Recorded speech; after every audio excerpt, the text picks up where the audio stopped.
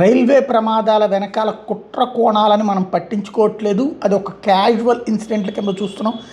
ఆ తర్వాత జరగాల్సినవన్నీ కూడా జరిగిపోతుంది. అసలు విషయం ఏంటి, తాజాగా జరుగుతున్నటువంటి పరిణామాల్లో చూసుకుంటే మధ్యప్రదేశ్లో ఒక రైలు ప్రమాదం జరిగింది. మధ్యప్రదేశ్లో ఒక రైల్లో ప్రయాణిస్తూ ఉండగా ఉన్నట్టుండి ఒక స్పెక్యులేషన్ క్రియేట్ చేశారు. రైలు తగలబడుతోందని. కనీసం పొగ కూడా లేదు. తగలబడుతోంది అన్నటువంటి ప్రచారానికి భయపడ్డటువంటి వాళ్ళు ఇది లాగేసి చైన్ లాగేసేసి ఆపి దిగిపోయిన వాళ్ళు ఆ పక్కనున్న రైలు పట్టాల మీద నిలబడ్డారు.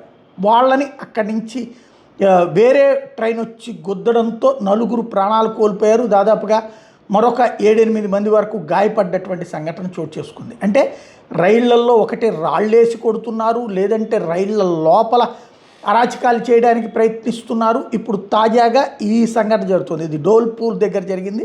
4 మృతి చెందడం అన్నటువంటిది. ఖుజురహో ఉదయ్పూర్ ఎక్స్ప్రెస్లో ప్రయాణికుడు ఎమర్జెన్సీ చైన్ లాగి రైలు ఆగిందని కొందరు ప్రయాణికులు బోగిల నుండి కిందకి దిగడం, పక్క ట్రాక్ మీద నిల్చున్నటువంటి సమయంలో ఫిరోజ్పూర్ సియాని పాతాల్కోట్ రైలు ఢీకొనడంతో ఈ ప్రమాదం జరిగింది. ఈ రైల్లో స్పెక్యులేషన్ క్రియేట్ చేసింది.